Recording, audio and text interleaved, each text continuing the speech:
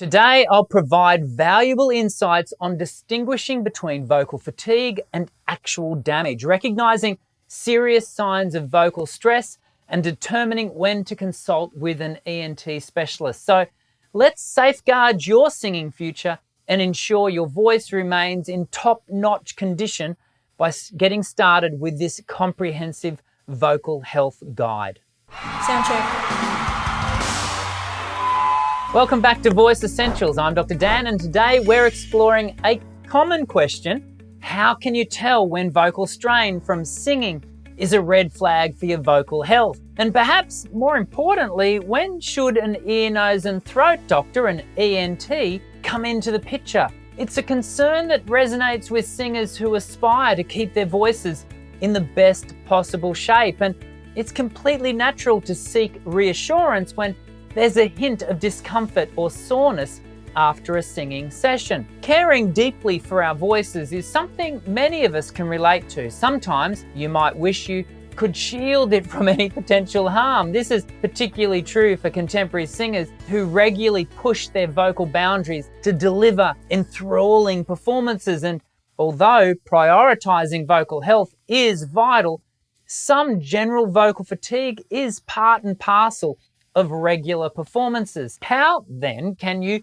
discern when your voice has sustained more than just routine fatigue? Well, let's unpack two vital aspects. Firstly, distinguishing between ordinary singer's fatigue and potentially harmful vocal stress is key. Just as every muscle in your body tires with prolonged use, your vocal muscles are no different. Overexerting your voice beyond its fatigue limit can lead to vocal stress. Consider this fatigue as a caution sign on a highway, signaling potential danger if ignored. Overlooking this sign can be detrimental to your vocal health. Imagine a situation where you overlook these warning signs and push your voice to the brink. Often the symptoms of an injured voice, such as reduced range, poor intonation, lack of stamina, and localized discomfort, become noticeable only after a period of time. Recognizing these signs is crucial, leading us to our second point: when to schedule an appointment with an ENT doctor.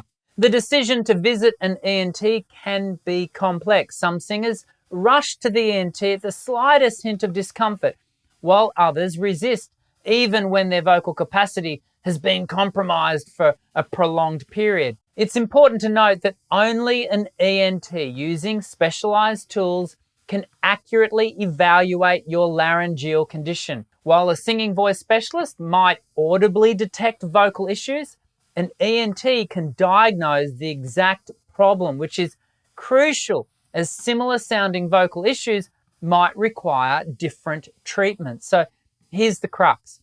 Learn to differentiate between routine fatigue and potentially harmful laryngeal stress.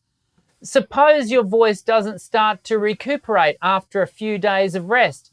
In that case, it might be wise to seek a professional opinion. There's a cost associated with seeing a specialist, but the potential cost of not addressing a serious vocal issue can be significantly higher. If you've just discovered Voice Essentials, welcome. I hope today's video was enlightening.